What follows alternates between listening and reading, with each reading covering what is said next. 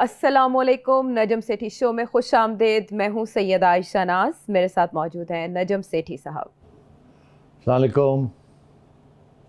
नजम सेठी साहब, इसे हम तुफ़ा तमाशा ही कह सकते हैं कि इमरान खान साहब को घर भिजवाने वाली ऑपोजिशन हर बार खुद घर बैठ जाती है और वो जो इमरान खान साहब का इस्तीफ़ा मांगते हैं उनके अपने इस्तीफ़े आ जाते हैं। जैसे कि सेनेट में अपोजिशन लीडर यूसुफ रज़ा गिलानी साहब ने अपना इस्तीफ़ा बजाय चेयरमैन सेनेट को पेश करने के अपनी पार्टी लीडरशिप को पेश किया है और हुआ वही वो जो हमें पता है स्टेट बैंक बिल के ऊपर जो शिकस्त अपोजिशन को हुई।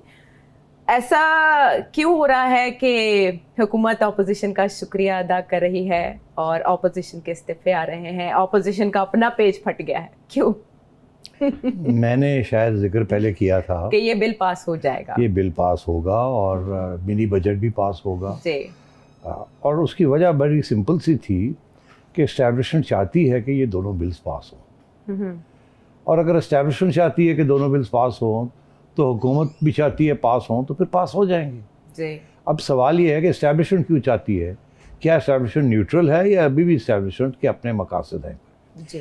अब मैं समझता हूँ कि इन बिल्स के बारे में एस्टैब्लिशमेंट के अंदर ये सोच है, ये मेरी एनालिसिस है, वो ये कि ये बिल्स के साथ पाकिस्तान को IMF, world bank, Asian development bank और इंटरनेशनल क्रेडिट एजेंसीज सब की तरफ से फिर तावन होगा और पाकिस्तान को सख्त ज़रूरत है पैसों की जी। और फेडरल गवर्नमेंट को, और ये मुल्क के लिए ये लाजिम है कि ये हमें पैसे मिलें।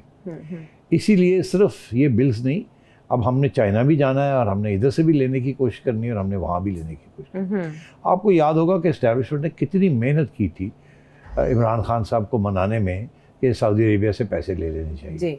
सो इमरान खान साहब का बिल्कुल मूड नहीं था, वो तो तल्लुकात ख़राब करके बैठे हुए थे।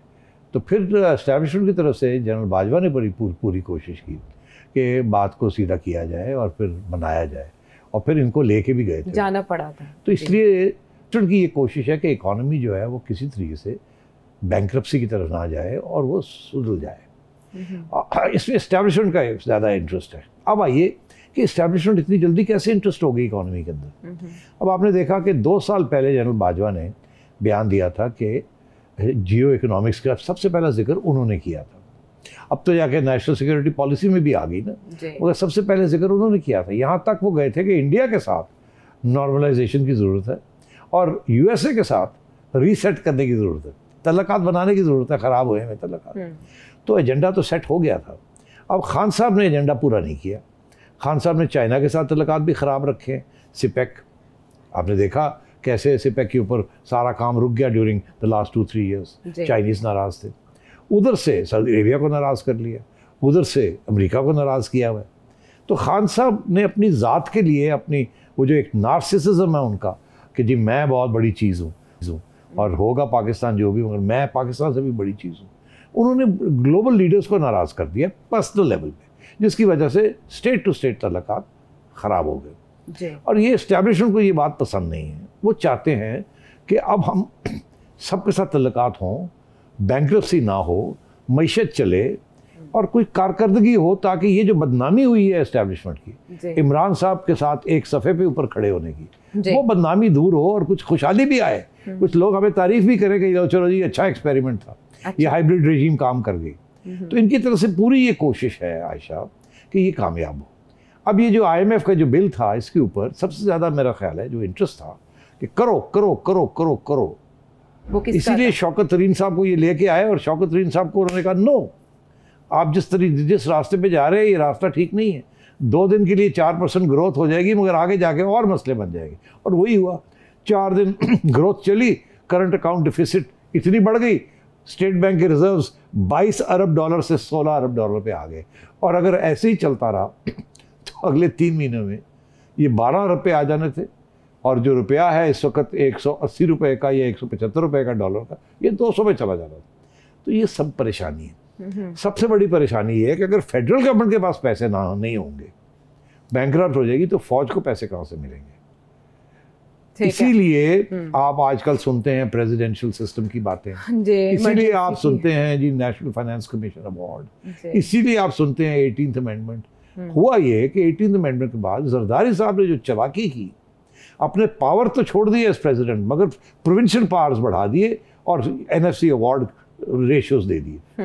अब मसला सबके लिए बना हुआ है कि फेडरल गवर्नमेंट के पास पैसे नहीं रहते, सारे प्रोविंसेस ले जाते हैं। प्रोविंसेस फौज के बजट को कंट्रीब्यूट नहीं करते, फौज का बजट सारा का सारा फेडरल गवर्नमेंट से आता है। अगर फेडरल गवर्नमेंट बैंकरप्ट होगी तो फौज को कहाँ से पैसे आएंगे? और डिफेंस, इसलिए फौज का बहुत बड़ा इंटरेस्ट है कि मईशत स्टेबल हो, लोन्स मिलें, क्रेडिट रेटिंग्स ऊपर जाएं जी। और ये जो सारा करप्शन अब जो करप्शन इंडेक्स आपके खिलाफ जा रहा है, ये भी चीज़ें रिवर्स हों, बिकॉज इससे फॉरेन इन्वेस्टमेंट नहीं आती।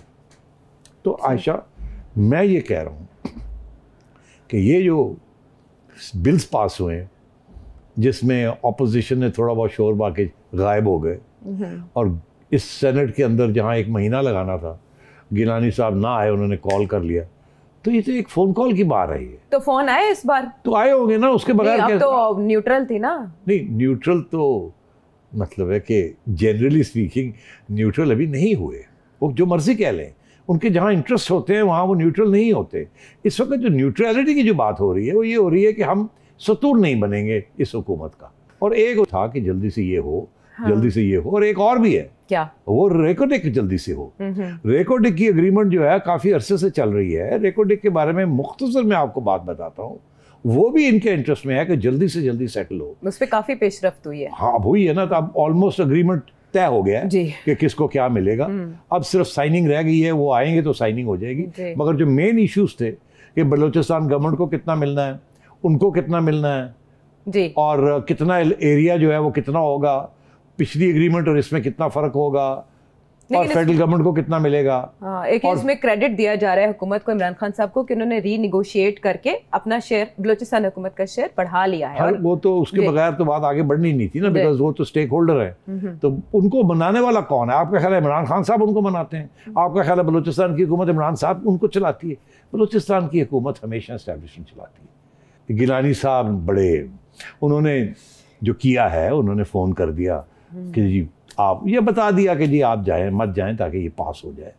अब वो जाहिर है कि नून वालों ने तो जाना ही था ना, पूरे करने थे। उनके भी 2-3 लोग नहीं आए, शायद हुसैन सैयद उनको बीमार थे सुना है, और एक साहब लंदन में बैठे हुए हैं, डार साहब, और वो लंदन, इसहाक डार साहब लंदन में, नुसरत सादिक जो है वो कनाडा में, वो कनाडा में, और मुशाहिद साहब बीमार हो गए। अब मुशाहिद साहब, देखिए मेरे दोस्त हैं, मगर हकीकत है ना, मुशाहिद साहब एस्टैब्लिशमेंट के आदमी हैं जी, ठीक। वो डिफेंस कमेटी के वहाँ पार्लियामेंट के अंदर है, इसीलिए बनाया गया ना उनको, ताकि एस्टैब्लिशमेंट के इंटरेस्ट को वो रखे। तो उनको भी चला गया होगा कि आप बीमार हो जाए, तो वो भी बीमार हो गए। अब अल्लाह रहम करे, वो बीमार, अल्लाह उनको सेहत दे, बिल्कुल अब ठीक हो जाए, मगर अब ठीक हो जाएंगे ना।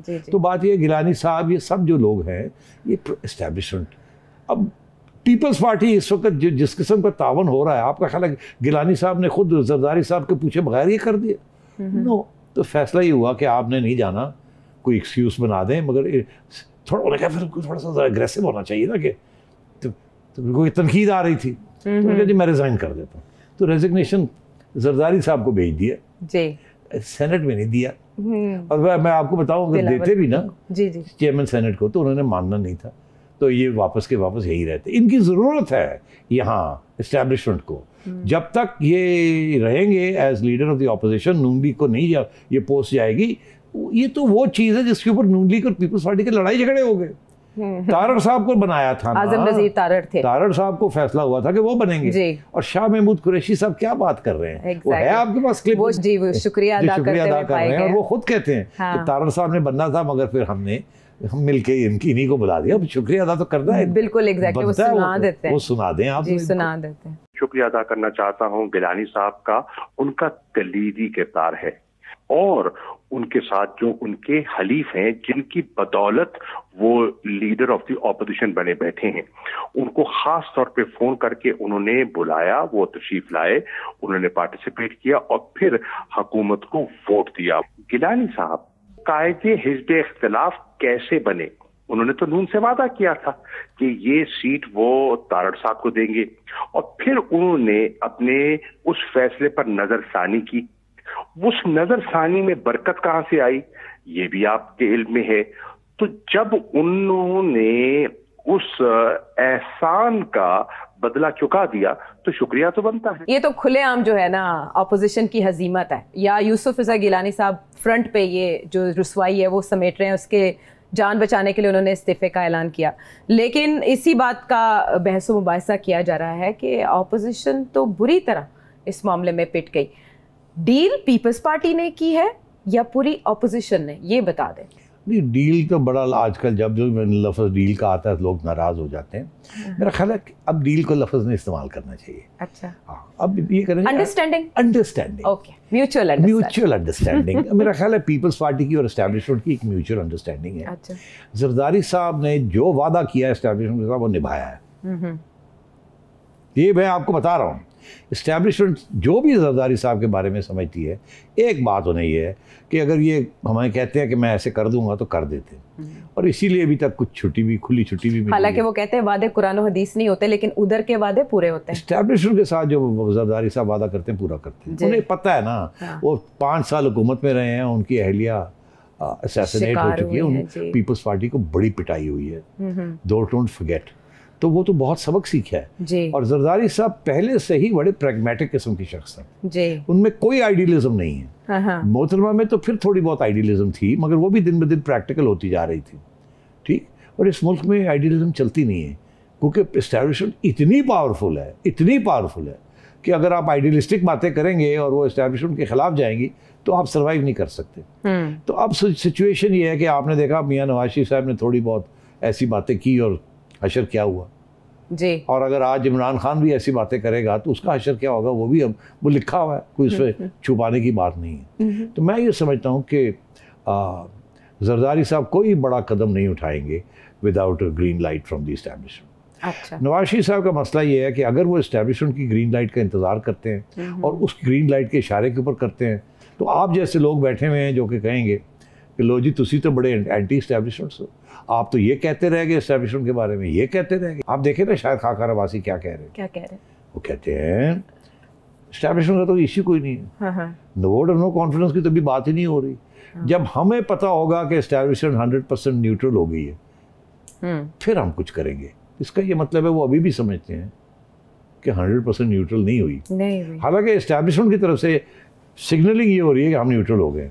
एक्चुअली इस्टेब्लिशमेंट इमरान खान साहब से पीछे हट गई है, मगर क्या वो ऑपोजिशन के साथ आ गई है? ऑपोजिशन को नहीं, ऑपोजिशन की बात ना करें, उसमें तो पीपल्स पार्टी भी है ना। जी। तो जब आप बात करते तो नून लीग की बात करें, अच्छा, ये पीडीएम की बात करें, ऑपोजिशन ना कहा करें, आप पीडीएम कहा करें। ठीक है, क्योंकि ऑपोजिशन में तो सबसे आगे तो बिलावल है, वो कहते हैं हमने मार्च में लॉन्ग मार्च करनी होगा तो ऐसी तैसी फरवरी करेंगे, कार पे जाएंगे। हाँ, ऐसी थी तैसी। तो इसलिए मेरा ख्याल है वहाँ कुछ अंडरस्टैंडिंग है, यहाँ अंडरस्टैंडिंग अभी बनी नहीं है, या अगर बनी है तो इम्प्लीमेंट नहीं हुई। और खान साहब भी ये देख रहे हैं, सब दुनिया इस बात को देख रही है, और वो अपना न्यूट्रल स्टांस लेके बैठे हुए हैं, और सब जगह पे इशारे हो रहे हैं कि पता नहीं होगा क्या नहीं होगा। खान साहब को भी नहीं पता कि वो आ रहे हैं कि जा रहे हैं, मियाँ साहब को भी नहीं पता कि वो आ रहे हैं या वो जा रहे हैं।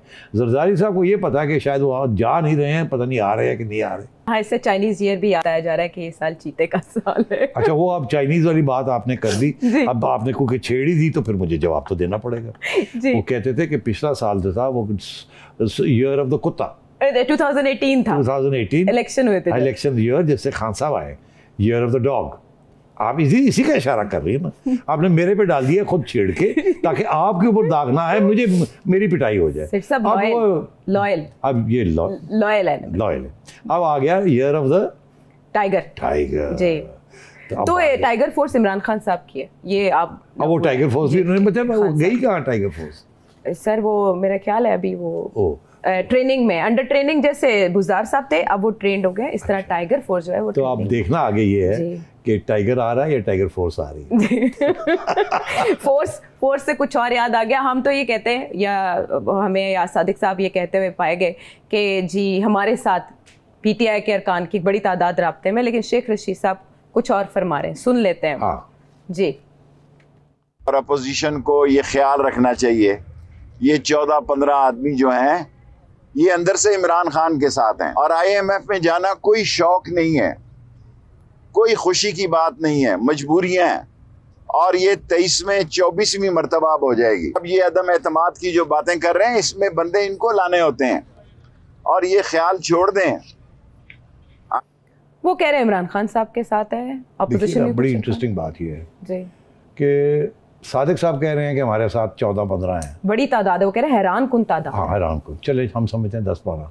अब अगर वो उनके साथ हैं तो वोट ऑफ नो कॉन्फिडेंस ऐसे हो जाएगा। चौधरीज की जरूरत ही नहीं पड़ेगी आपको, एलाइज की जरूरत ही नहीं पड़ेगी। अगर आपके ये लोग तैयार हैं और आपने इनको वादा कर दिया है कि आपको टिकट दे देंगे अगली इलेक्शन में नून लीग का, यही मांग रहे थे ना, तो फिर आप करें ना, नहीं कर रहे ना जी। अच्छा, उधर से वो कहते हैं जी इनके लोग तो हमारे साथ हैं, तो अगर ऐसी बात है तो तोड़ के दिखा दे, वो भी नहीं हो रहा जी। तो ये सभी इंतजार में बैठे हैं, सभी इंतजार में बैठे हैं। तो अंपायर की उंगली के इंतजार में, सिग्नल के इंतजार में, किसके इंतजार में सेठी साहब? इंतहा हो गई इंतजार की। मैंने तो तज्जिया करके कह दिया था जी कि ये जनवरी के महीने में चीज़ें शुरू हो जाएंगी, फरवरी के महीने में पकनी शुरू पकने के बाद आ जाएंगी। देखिए ना, पानी जब उबलता है तो पहले पानी उबलना शुरू होता है हल्का हल्का हल्का हल्का, फिर वो 90s में जाता है 100 से पहले पहले, फिर एक स्टेज ऐसी आती है कि वो स्टीम बननी शुरू हो जाती है, तो क्वांटिटी जो है वो क्वालिटी बन जाती है।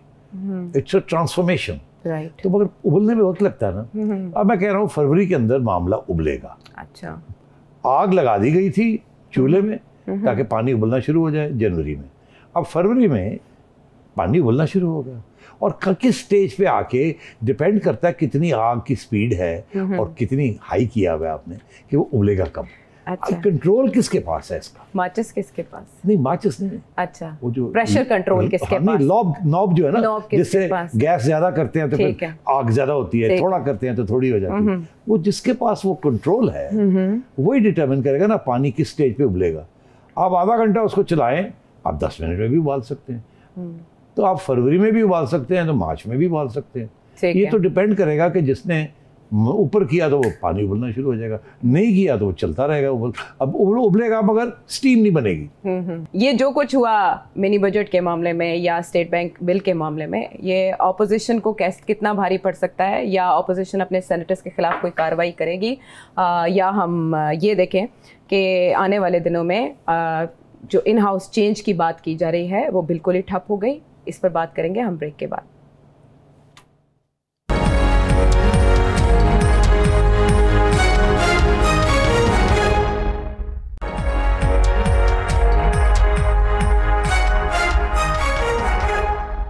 Welcome back to the show. और अब कुछ इखलाकी एतबार से सवालात, वो ये कि जाहिर है अपोजिशन को इसमें शिकस्त हुई है।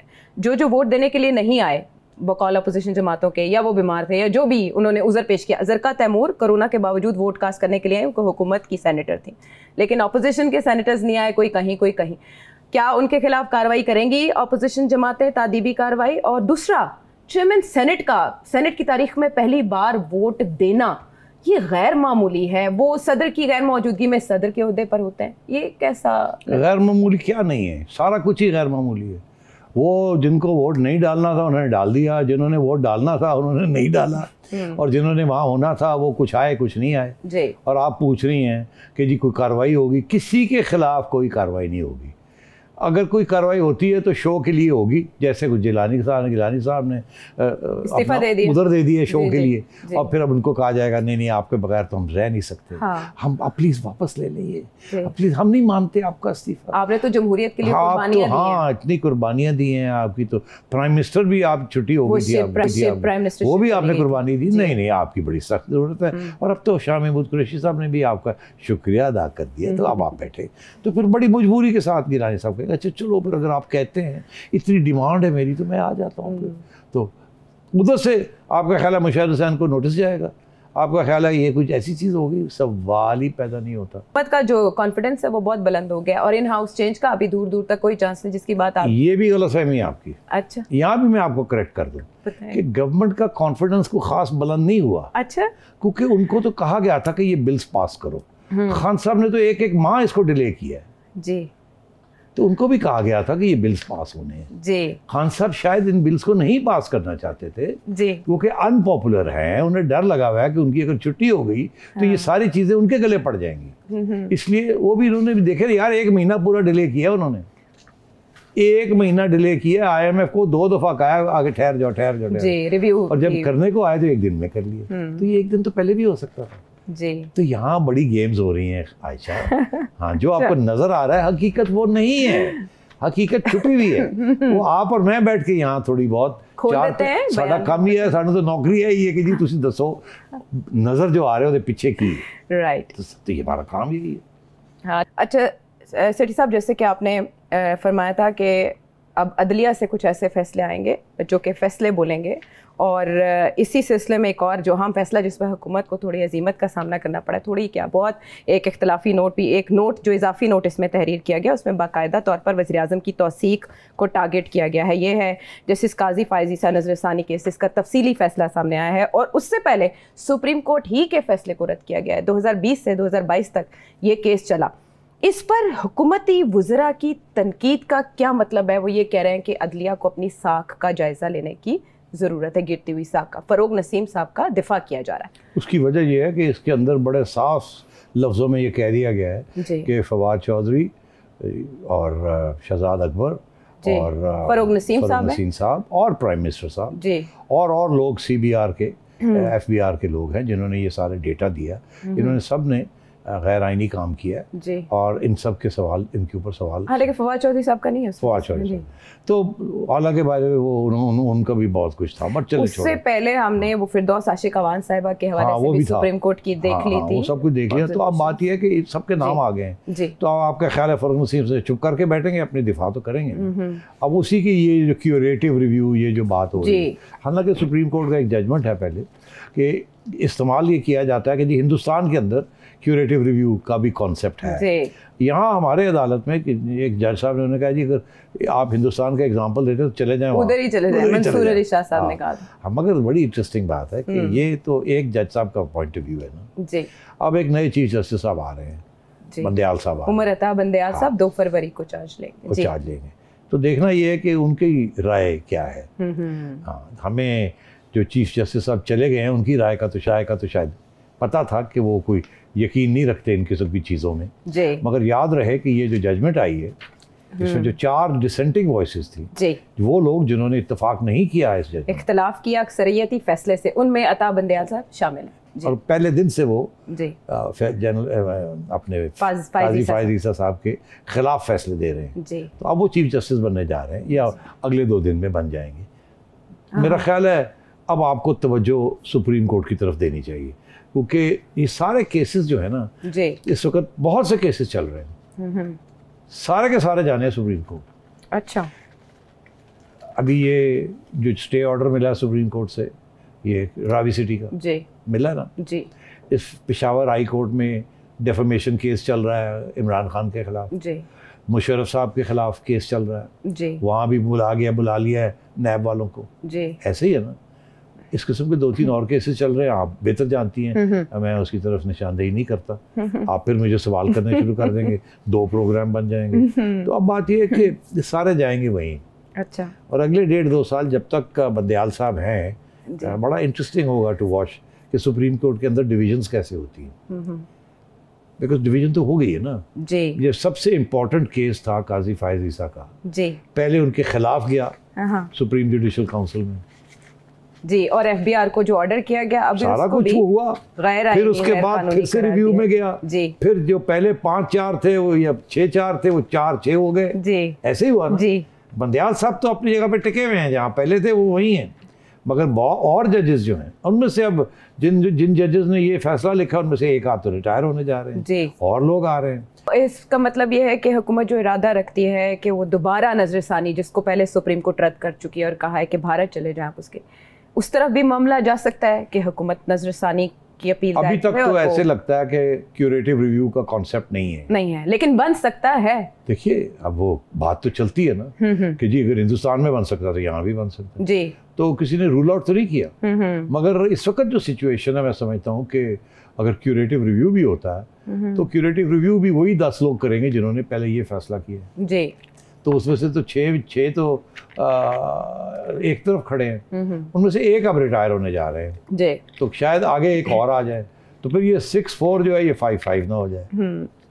तो मैं अब ज़्यादा बात नहीं करना चाहता, हमें क्या पता क्या फैसले होंगे सुप्रीम कोर्ट के, चिड़िया वहाँ तक तो पहुँचती नहीं है। लेकिन फैसला जो कहता है कि एक जज का मुबैना मिसकंडक्ट उसमें उसके अहले खाना नहीं आते फैसले के मुताबिक, तो उस पर फ़रोग नसीम साहब का ये कहना है, इसका मतलब है बाकी सरकारी अफसरान फिर सियासतदान भी इससे आज़ाद होंगे। फवाद चौधरी साहब कहते हैं फिर सियासतदान भी जवाबदेह नहीं है अपने अहले खाना के एहसासों के लिए। नवाज शरीफ साहब का केस भी तो कुछ ऐसा ही केस है, तो इस जजमेंट के ऐसे दीगर केसेस पर असरात हो सकते हैं सेठी साहब? बिल्कुल हो सकते हैं और होने भी चाहिए।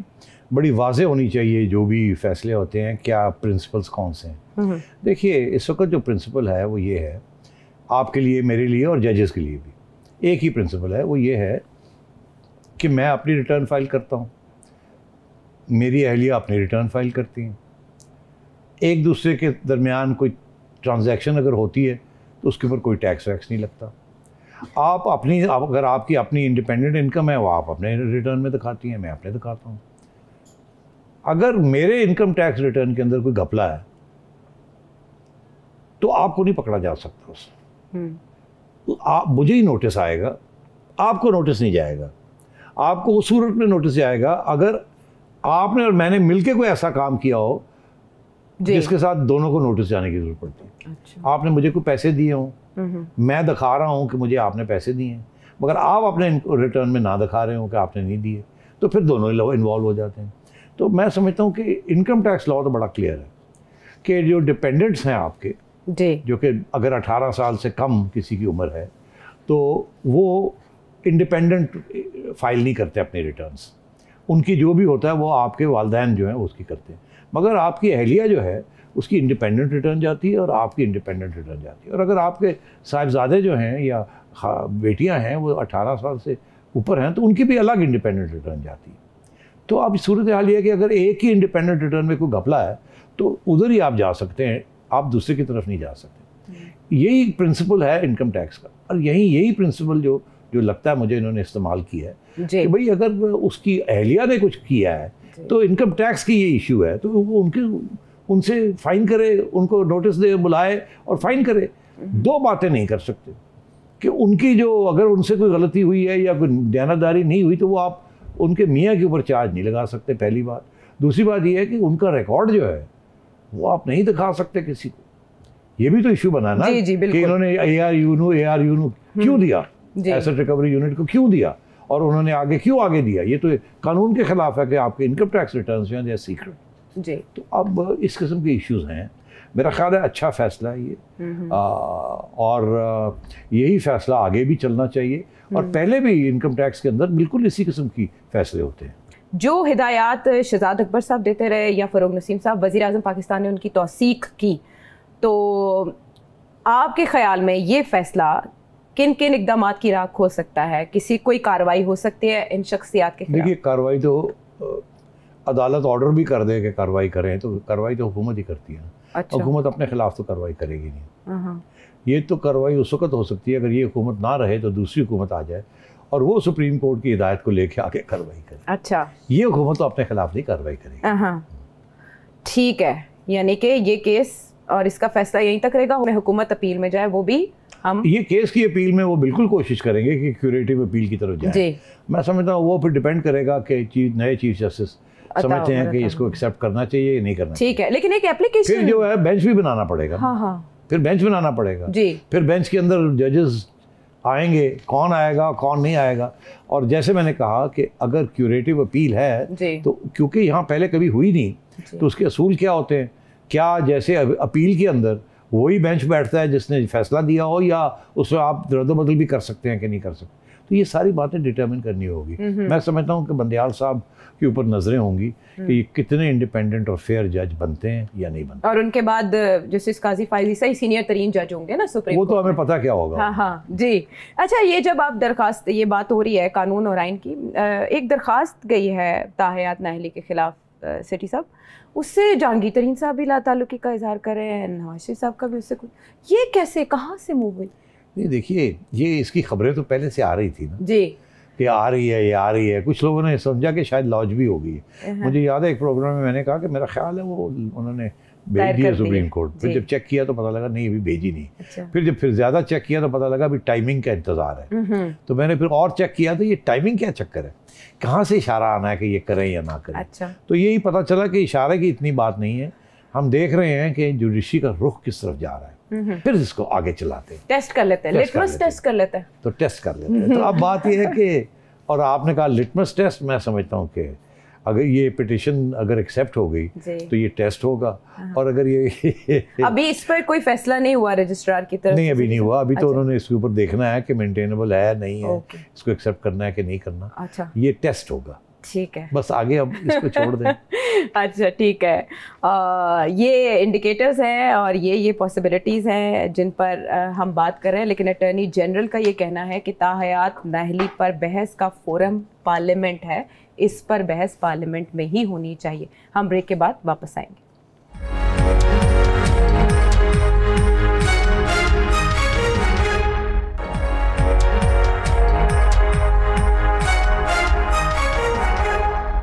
Welcome back to the show. एक और मामला जो अदालतों में है, रिवर रावी मंसूबा। लाहौर हाई कोर्ट ने इसके खिलाफ फैसला दिया। इमरान खान साहब साइट पे पहुंचे, वहाँ से उन्होंने एक वीडियो मैसेज के ज़रिए सबको बताया कि इसकी इंपॉर्टेंस क्या है, और फिर पंजाब हुकूमत सुप्रीम कोर्ट चली गई और वो फैसला मुअत्तल कर दिया गया जो लाहौर हाई कोर्ट ने दिया। सेठी साहब, ये क्या है? देखिए, ये तो तवक्को थी कि ये बिल्कुल मुअत्तल होगा। ये बहुत बड़ा प्रोजेक्ट है जी, कोई छोटा प्रोजेक्ट नहीं है। इसमें trillions of dollars worth of investment है जी, 1 लाख एकड़ के ऊपर जी। ये बन रहा है प्रोजेक्ट, और ये कम से कम 20 साल लगेंगे इसको। तो इतनी जल्दी इसको अप्रूवल मिलनी भी नहीं थी, बहुत से इश्यूज हैं, इसलिए ये अब चलेगा। ये और इसीलिए उसको स्टे दे दिया है कि अब सारा जो फैसला है ये मतलब स्टे का ये होता है कि आप अपना काम करें, जो ज़मीनें आपने अदायगी कर दी है उन पे काम कंटिन्यू करें, लेकिन जहाँ नहीं की वहाँ नहीं कर सकते। हाँ जी, तो बस वो काम होगा, फिजिबिलिटीज बननी है, बड़ा कुछ होना है, जी, तो वो चीज़ काम चलेगा। और खान साहब ने ये जो किया ना कि उठ के आ गए और जाके वहाँ रावी के ऊपर खड़े होकर तस्वीरें खिंचवा ली, उससे इशारा ये किया था कि ये अहम है, हम लड़ेंगे इसके ऊपर, ये मेरा पेट प्रोजेक्ट है और मैं इसको चाहता हूँ।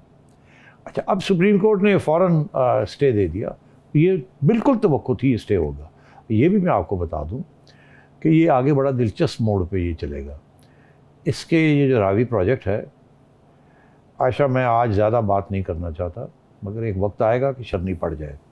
इसके अंदर बहुत बड़े बड़े मगरमच्छ हैं जिनका इंटरेस्ट है इसके अंदर। अच्छा, ओके। और इसलिए ये कोई आसान काम नहीं है इसको नॉकआउट करना। बस इससे ज़्यादा मैं बात नहीं करना चाह रहा। हाई कोर्ट ने जो फैसला किया है वो ऑन मेरिट फैसला किया है। अच्छा, सुप्रीम कोर्ट में भी मुझे यकीन है ऑन मेरिट ही होगा। मगर जो प्रेशर ग्रुप्स हैं ना इसके पीछे, they will apply the best. अभी इमरान खान ने क्या ना कि हमने डिफेंस ठीक नहीं किया जी, मतलब ये था कि जो लॉयर्स रखे थे वो कोई तगड़े नहीं थे। अब देखिए कितने तगड़े और पाए गए लॉयर्स आते हैं अच्छा, इसको डिफेंड करने के लिए। जी, अब आप देखिएगा। तो इसलिए ये हेयरिंग चलेगी और ये प्रोजेक्ट जो है अभी शेल्फ नहीं होगा। ये बहुत बड़ा प्रोजेक्ट है, इससे बड़ी लोग इसमें इन्वॉल्व हैं जिनके बहुत बड़े वेस्टेड इंटरेस्ट हैं और इससे बड़ी किकबैक्स हैं, इससे बड़ी करप्शन है और होगी। और जैसे मैंने कहा बहुत वेस्टेड इंटरेस्ट हैं, इसके ऊपर आसानी से ये प्रोजेक्ट को शेल्फ नहीं किया जाएगा और सुप्रीम कोर्ट को बहुत सी चीज़ें देखनी पड़ेंगी। और मेरा ये ख्याल है इवेंचुअली जब ये कुछ फाइनल को फैसला आएगा भी तो वो फैसला इसी किस्म का होगा जिसके साथ ये सारा प्रोजेक्ट नॉकआउट नहीं होता, मगर शायद इसको फेजेस में कर दिया जाए और ज़्यादा ट्रांसपेरेंसी की तरफ जाया जाए। और मगर अभी ये आप अगर तवक्को करें कि ये नॉकआउट हो जाएगा ये प्रोजेक्ट, ये नॉकआउट नहीं होता। मगर मैं आपको ये बता दूं इसके अंदर बहुत सी चीज़ें निकलेंगी जब वक्त आएगा कि किस किस के इंटरेस्ट है इसके अंदर, कौन ये चाहता है, इसके पीछे कौन सी पार्टनरशिप्स हैं, इसके पीछे कौन सी डील्स हैं और सब कुछ। वक्त आएगा या वक्त खत्म हो जाएगा उससे पहले? नहीं, वक्त आएगा उसके लिए। अच्छा, वक्त आएगा। अच्छा, चले, जिस दिन खान साहब की हुकूमत नहीं रहेगी वक्त आ गया होगा। अच्छा, ये सब बातें बाहर आ ये जो अब साल 1.5 साल रह गया इसमें कुछ ना कुछ जो चाहते हैं वो तो आप हो चाहती है जाएगा ना कि वो 1.5 साल रहे। अच्छा, आप यही चाहते हैं ना हाँ, कि थोड़ी महंगाई और हो जाए, जी, पिटाई और हो जाए, है ना? ऐसे ही है ना? ऐसे बिल्कुल नहीं। पाकिस्तान के इस्तेहकाम के लिए जो जमहूरी हुकूमत है उसका इस्तेहकाम तो जमहूरी नवाज शरीफ साहब भी तो ऐसे ही चाहते हैं। नहीं, देखिए जमहूरी हुकूमत को निकालने के भी जमहूरी तरीके हैं ना, कि नहीं है? हाँ, एग्जैक्टली। तो लेकिन बस फिर अच्छा, एक खबर आपकी चिड़िया के पास है एम्बेसडर टू यूएस के हवाले से। ये खबरें आ रही हैं, इत्तलात हैं कि इमरान खान साहब को वहाँ भी बिग ब्लो उनको सामना करना। नहीं, मेरा नहीं ख्याल। देखिए, ख्याल है भी और नहीं भी। ऐसे है कि मसूद खान साहब जो कि आज़ाद कश्मीर के प्रेसिडेंट रहे हैं जी, वो इस्टेब्लिशमेंट के नॉमिनी थे और वो इस्टेब्लिशमेंट के बड़े करीब है। अच्छा, और उसकी वजह करीब होने की यही है कि उन्होंने हमेशा कश्मीर कॉज को बड़ा सपोर्ट किया है जी, बहुत अहमियत दी है, ठीक है। और वो इस्टेब्लिशमेंट के लिए भी बड़ी उसकी अहमियत है, जी, सियासतदानों के लिए भी है, मगर सियासतदान कभी कभी इधर उधर हो जाते हैं थोड़े बहुत। तो इस्टेब्लिशमेंट और मसूद खान साहब और फॉरेन ऑफिस तो टका रहा है इस चीज़। तो अब इनकी जो नॉमिनेशन हुई है वो इस्टेब्लिशमेंट ने कहा कि इनको भेजा जाए वहाँ, क्योंकि कश्मीर कॉज जो है वो उस तरीके से उसको पेश नहीं किया जा रहा, हिंदुस्तान को शर्मिंदा नहीं किया जा रहा जिस तरीके से करना है। और मसूद खान साहब, आपको याद हो कि यूनाइटेड नेशंस के अंदर अभी जो हमारे एम्बेसडर टू द यूएन है, उससे पहले मसूद खान साहब जी, और उससे मसूद खान साहब से पहले मलिया लोधी साहिबा थी। मलिया लोधी साहिबा से पहले जो आजकल हैं ज़मीर साहब वो थे। तो अब इनको जो भेजा जा रहा है वो इसीलिए कि ये वहाँ की सारी सियासत जो है उनको बड़ी अच्छी तरह समझते हैं, सब एम्बेसडर्स को जानते हैं, सबको जानते हैं, और and he is able to explain everything. फिर प्रेसिडेंट ऑफ आज़ाद कश्मीर रहे हैं तो इनकी हैसियत भी है। He is not just a foreign office man now, he is now the ex president of Azad Kashmir. तो इस सोच से उनको भेजा जा रहा है। यहाँ उनके बारे में वहाँ खदशात हैं, और एक कांग्रेस वाला साहब है, उन्होंने ख़त लिख दिया अभी प्रेसिडेंट ऑफ अमेरिका को, जो बाइडेन को, कि जी हाँ, स्कॉट पेरी ने, कि जी ये जो साहब हैं ये तो जिहादी हैं, इन्होंने जिहादीस्ट ऑर्गेनाइजेशंस को डिफेंड किया है। और बाय द वे जब ये यूएन में थे तो जब वो कोशिश होती थी इन जिहादी ऑर्गेनाइजेशंस को बैन करने की तो पाकिस्तान अपोज करता था जी। तो ऑब्वियसली अगर पाकिस्तान अपोज करता था तो ये तो उनके नुमाइंदे थे, इन्होंने तो अपोज करना ही था, मगर उन्होंने इनका नाम लगा दिया कि ये तो बिल्कुल जिहादी हैं, ये टेररिस्ट को सपोर्ट करते रहे हैं। तो इनके खिलाफ एक मुहाज बन रहा है वहाँ, जो कि स्कॉट पेरी ने शुरू किया, और मैं समझता हूँ कि इसके ऊपर वहाँ और भी हवा इसको मिलेगी।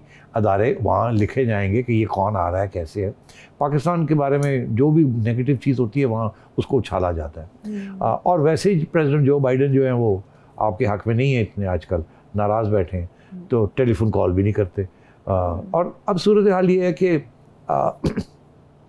ये कब से अग्रिमा भेजा हुआ है कि जी वो साइन करें ताकि ये जाएँ, मगर अभी तक अमेरिका की हुकूमत ने इनको ओके नहीं किया, ग्रीन लाइट नहीं दी, अभी भी होल्ड करके रखा हुआ है। अब ये ऐन मुमकिन है कि वो बिहाइंड द सीन्स रिजेक्ट कर दें इसको, इतला करें जी कि आप इनको विड्रॉ कर लें, बेहतर ये अच्छा। कंट्रोवर्सी बन रही है। ये ना कहें कि हम रिजेक्ट कर रहे हैं, बिहाइंड द सीन्स कर लें, और यहाँ एक माहौल बना लिया जाए कि नहीं यार रहने दो, बुला लो इनको वापस, किसी और को भेज दो। या ये हो सकता है कि आपकी हुकूमत समझा दे उनको कि नहीं ऐसी कोई बात नहीं है, आप प्लीज़ इसको इशू ना बनाएं, लेट इट गो। तो आपके ख्याल में ये जो पाकिस्तान अमेरिका के दरमियान एक मुश्किल वक्त चल रहा है, उसमें मसूद खान साहब की तैनाती है का? देखिए, मसूद खान साहब बड़े काबिल शख्स हैं, बड़ी एक्सपीरियंस के शख्स हैं। अब मुझे नहीं पता कि ये क्या चाहते हैं अमेरिका से, और क्या वो जो ये चाहते हैं वो इनको मसूद खान साहब उसके लिए अहम किरदार अदा करेंगे कि नहीं। कश्मीर कॉज को इस वक्त ख़ुद एक तरफ आपकी इस्टेब्लिशमेंट कह रही है हमने नॉर्मलाइज करना है हिंदुस्तान के साथ, और अमेरिका के साथ टिल्ट करनी है। तो अगर ऐसी बात है तो फिर क्या वो शख्स जो कि पहले इसके बिल्कुल बरक्स किरदार अदा करता रहा आपके कहने के ऊपर, क्या वो right man for the right job है? ये सवाल खड़ा होगा, और इसका जवाब वाशिंगटन में ही मिलेगा, हम नहीं दे सकते। मैं ये ज़रूर कहूँगा कि आजकल के ज़माने में अगर आपने जियो इकोनॉमिक्स की बात करनी है, ऐसे ही है ना, जियो पॉलिटिक्स नहीं करनी, तो फिर जियो इकोनॉमिक्स के लिए तो किसी बिजनेसमैन को यंग, डायनेमिक, स्वाव, जिसके तल्लकात हों, जो कि बातचीत कर सके, वहाँ वो ज़ुबान इस्तेमाल कर सके जो कि वो करते हैं। और 60-70 साल के किसी एक्स ब्यूरोक्रेट, मैं समझता हूँ कि with due respect to Masood साहब, कोई जो रिक्वायरमेंट जो है पाकिस्तान को, वो कश्मीर कॉज की इतनी नहीं है इस वक्त जितनी आपको जियो इकोनॉमिक्स की है। और उस जियो इकोनॉमिक्स के अंदर आपको कोई यंग डायनामिक बिजनेसमैन, जिसके वहाँ कांग्रेस के अंदर भी कॉन्टैक्ट्स हों, अमेरिकन बिजनेस लॉबीज़ के साथ भी हों, और जो कि वहाँ रीच आउट कर सके, और जिसके तल्लकात शायद कांग्रेस के लोगों के साथ हों, तो इस किस्म का बंदा आपको ढूंढना चाहिए। क्या ऐसे बंदे नहीं हैं? मुझे नहीं पता। अब देख रहे हैं कि जो निकात या जो तफसीलात सिटी साहब बयान कर रहे हैं, जो बाइडेन इंतजामिया क्या पाकिस्तानी हुकूमत को इस रिव्यू पर मजबूर कर पाएगी या नहीं, क्योंकि दिसंबर से मसूद खान साहब ने अलविदाई मुलाकातें शुरू की थी, लेकिन उसके बाद वो भी रुक गए क्योंकि वहाँ से अभी इंतज़ार फरमाइए की ही हेडलाइन चल रही है। टेलीविजन स्क्रीन पर नंबर है आपके सामने, सेठी साहब के सामने अपना सवाल रख सकते हैं और फीडबैक भी पहुंचा सकते हैं। अगले प्रोग्राम तक के लिए हमें इजाज़त दीजिए। अल्लाह हाफिज़।